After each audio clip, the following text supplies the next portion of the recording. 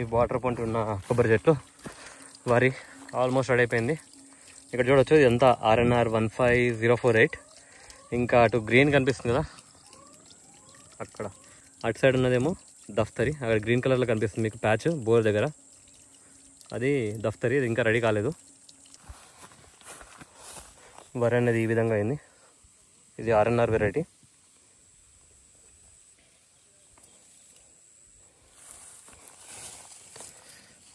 మనం ఏం ఎరువేయకుండా డైరెక్ట్ పండించాము.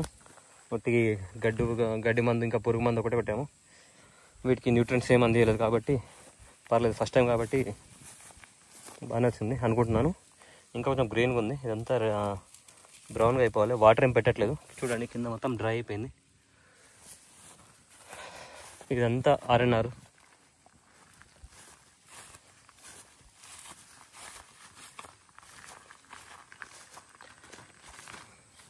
ఇదంతా RNR మొత్తం బ్రౌన్ ఉంది చూడండి. ఇదంతా RNR 1508 తెలంగాణ సోనా అంటారు. ఇక గ్రీన్ కలర్ వచ్చేసి ఇది దఫ్తరి. ఇది ఇంకా అవ్వలేదు. ఈ విధంగా ఉన్నాయి. ఇంకా కొన్ని ప్లేసెస్లో ఇట్లా ఎల్లో కలర్లో, ఇది ఏమంటారు పసుపు కలర్లో వస్తుంది.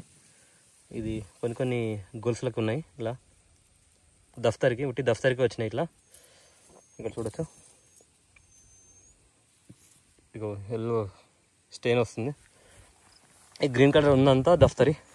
ఇది 90% వరకు RNR ఉంటుంది పై మట్టిలో. ఇదంతా దఫ్తరి.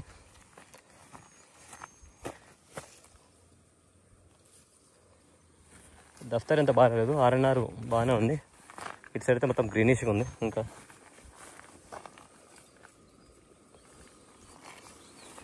ఇది బోర్ సైడ్ లేను. ఇదంతా దఫ్తరి. ఇక్కడ కింద మట్టిలో వాటర్ ఉన్నాయి చూడొచ్చు.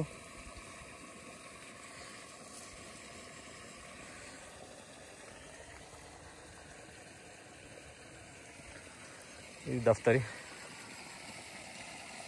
ఇంకా ఇది నాకు తెలిసి 20 days పడుతుంది అనుకుంటా.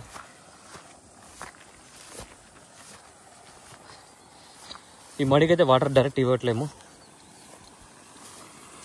ఈ బోర్ అక్కడ ఈ బోర్లో ఇట్లా పెట్టాము.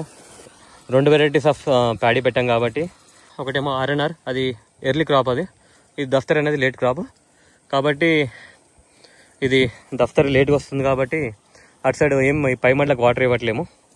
ఈ కింది సైడ్ మడికి ఇట్లా మేము ఇట్లా బోర్కి ఇట్లా ఫిక్స్ చేసాము.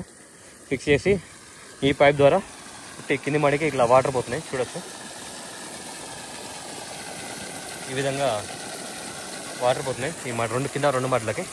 ఈ 2 మడ్లు దఫ్తరి.